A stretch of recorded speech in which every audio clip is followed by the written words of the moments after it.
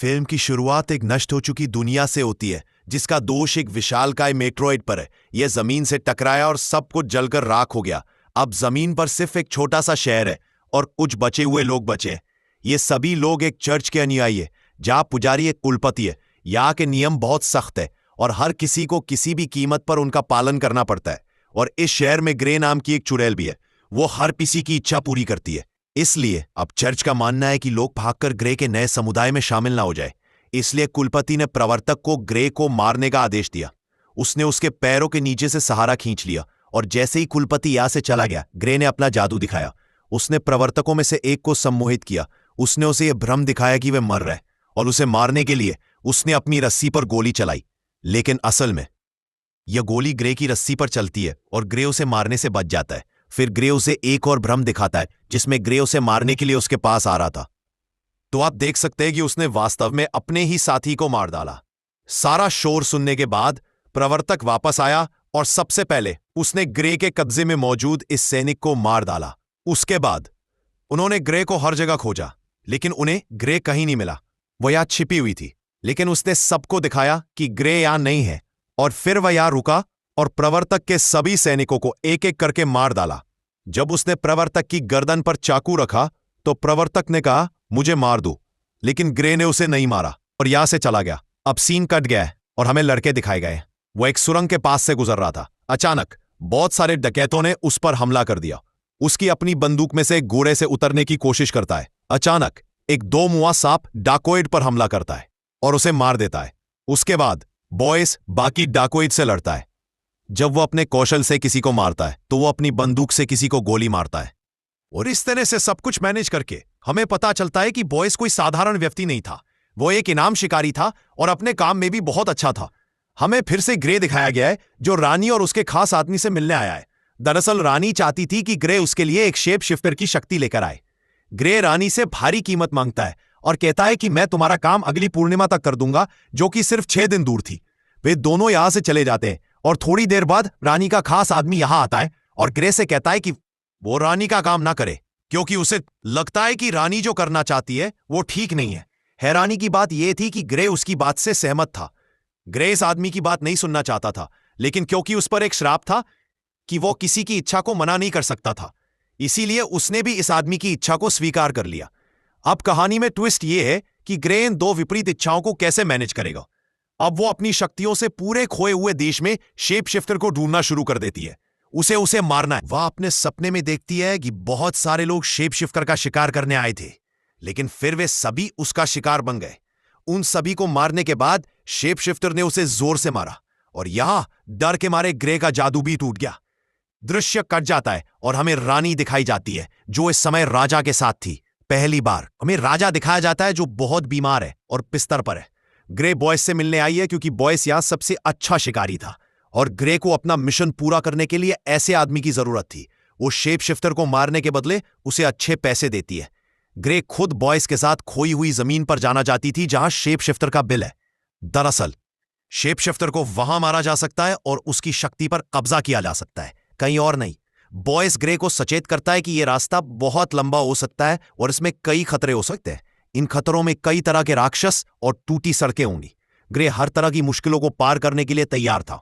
Church के लोग, जो अभी भी ग्रे के पीछे हैं, ग्रे को खोजते हुए उस पर हमला करते हैं और इससे पहले कि वे उसे पकड़ पाते, वे दोनों चर्च से भाग जाते हैं। हम देखते हैं कि कुलपति को खबर मिली थी कि रानी भी गुप्त रूप से ग्रे से मिलने गई थी। इससे कुलपति डर गए। उन्हें डर था कि रानी ने ग्रे के साथ चर्च के खिलाफ कोई साजिश शुरू कर दी होगी। ऐसा कुछ होने से पहले उन्होंने प्रवर्तक को ग्रे को पकड़ने का आदेश दिया। अब प्रवर्तक ग्रे और बॉयस के पीछे जाता है, जो अपने सैनिकों के लिए एक विशेष शहर में पहुंच गए थे।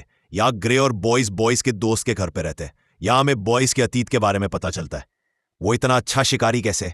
बचपन में उसके माता पिता उसकी आंखों के सामने खोई हुई भूमि में मारे गए थे।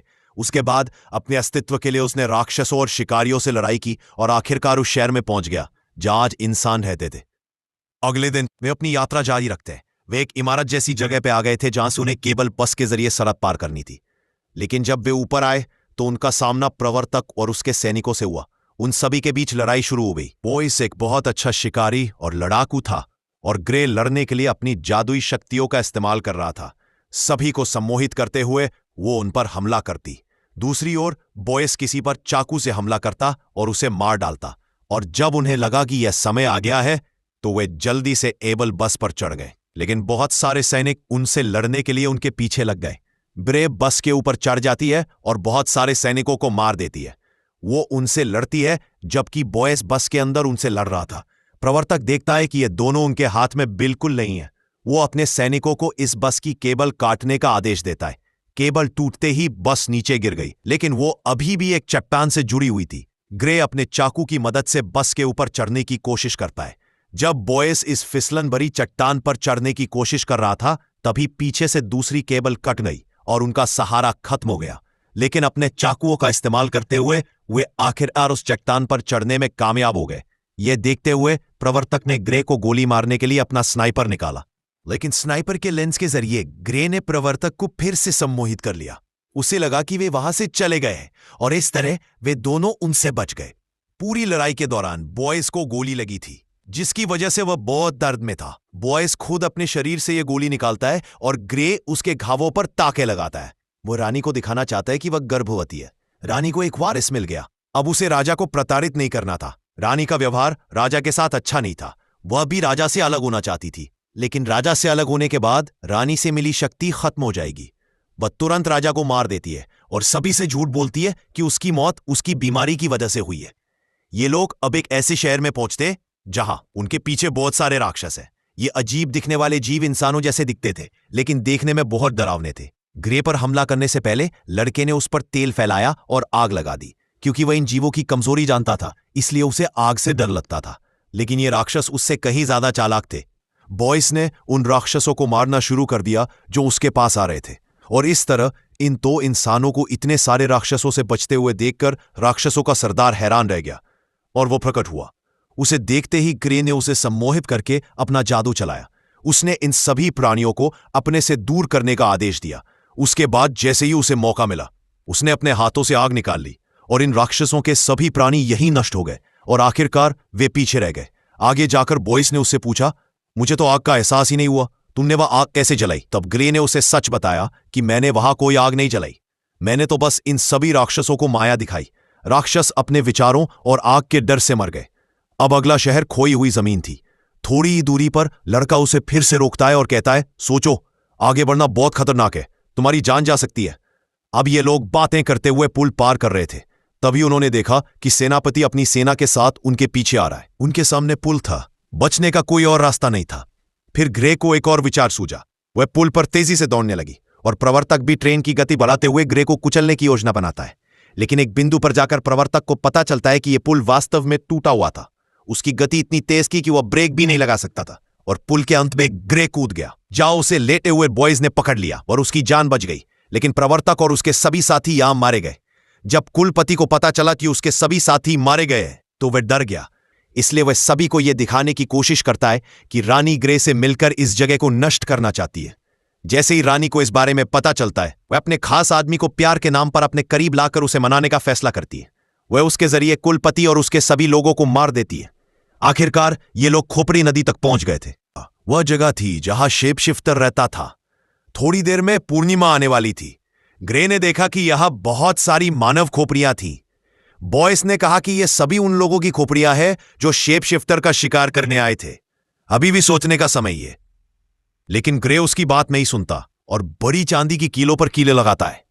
इसे पहनकर वह बॉयस को एक बड़ा राज बताती है और उससे कहती है कि मुझे नहीं पता कि तुमने क्या सोचा, मुझे पता है कि तुम ही वह शेप शिफ्टर हो। मुझे अपने जादू से इस बारे में पता चल गया था और मैंने तुम्हें इस काम के लिए रखा, क्योंकि अगर तुम यहां रहते तो तुम मुझे सुरक्षित रूप से यहां ला सकते थे और तुम्हें यहां लाने का उद्देश्य तुम्हारी शक्ति लेना नहीं था। तुम्हें तुम्हारे स्थान पर लाकर तुम्हें मारना जरूरी था। पूर्णिमा आते ही बॉयस भी उसके सामने एक रूप परिवर्तक बन जाता है। जैसे ही वह भेड़िए के रूप में आता है, बॉयस की शक्ति बहुत बढ़ जाती है। वह ग्रे पर हमला करता है। ग्रे भी उससे लड़ने के लिए उठ खड़ा होता है। अपने जादू से बॉयस को सम्मोहित करके वह दिखाती है कि बहुत सारे पक्षी उसके पास आ रहे हैं। इन पक्षियों से छुटकारा पाने के लिए वह अपना हाथ हिलाना शुरू करता है और उसी समय एक बहुत बड़ा पक्षी उस पर हमला करता है। जैसे ही बॉयस पीछे हटने लगा, उसकी कमजोरी और उसके खोए हुए दिमाग का फायदा उठाते हुए ग्रे अपने चांदी के नाखूनों से उस पर हमला करता है। अब चांद भी बादलों के पीछे छिप जाता है और बॉयस का शरीर मानव रूप में आ जाता है। ग्रे के हमले के कारण वह उस समय बेहोश था। जब उसे होश आया तो वह जंजीरों से बंधा हुआ था। वह कमजोर महसूस कर रहा था। उसे पता चला कि इन शेप शिफ्टर्स की कमजोरी दरअसल चांदी है और ग्रे ने उसे कमजोर करने के लिए बहुत बढ़िया खेल खेला।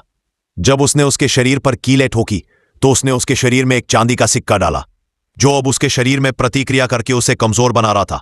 अब वो बॉयज से माफी मांगती है और कहती है कि मैं जो करने जा रही हूं वह नहीं करना चाहती, लेकिन मैं अपने कर्ज के कारण लाचार हूं। वो उसे मारने वाली थी, लेकिन तभी बॉयज ने कहा, मेरी भी एक इच्छा है। बॉयज चाहता है कि वो उसके साथ रहे क्योंकि अब उसे ग्रे से प्यार हो गया था। यह सुनकर ग्रे रोने लगा और उसने कहा कि हर इच्छा की बड़ी कीमत चुकानी पड़ती है। बॉयज भी इसके लिए तैयार था, लेकिन ग्रे बुरी तरह फंस गया था। उसने रानी की इच्छा पूरी की, रानी के खास आदमी या बॉयज की।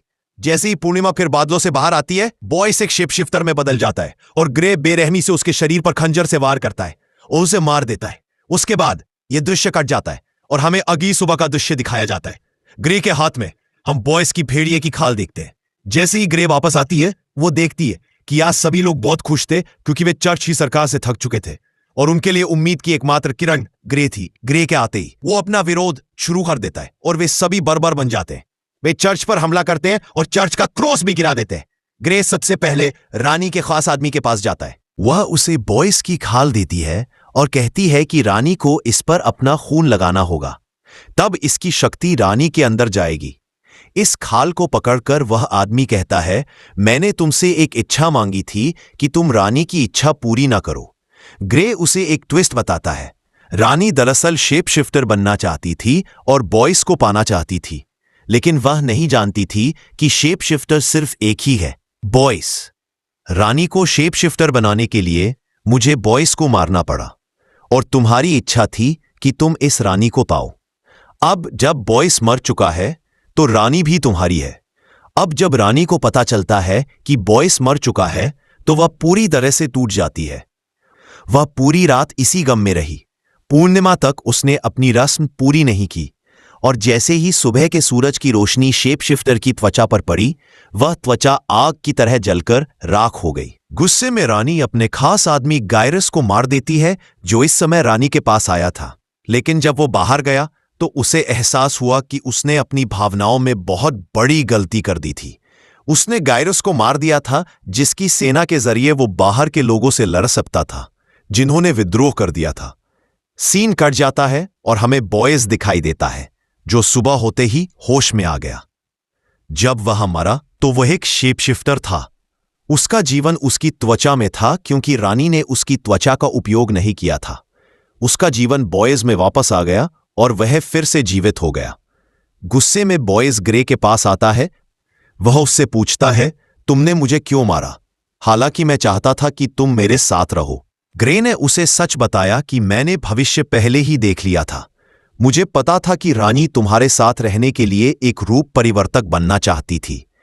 जब रानी का खास आदमी भी उससे प्यार करता है, तो मैंने भविष्य में देखा था कि रानी तुम्हारी मौत के गम में अपने खास आदमी को मार डालेगी और तुम्हारी खाल नहीं छीलेगी, जिससे तुम्हारा जीवन तुम्हें वापस मिल जाएगा।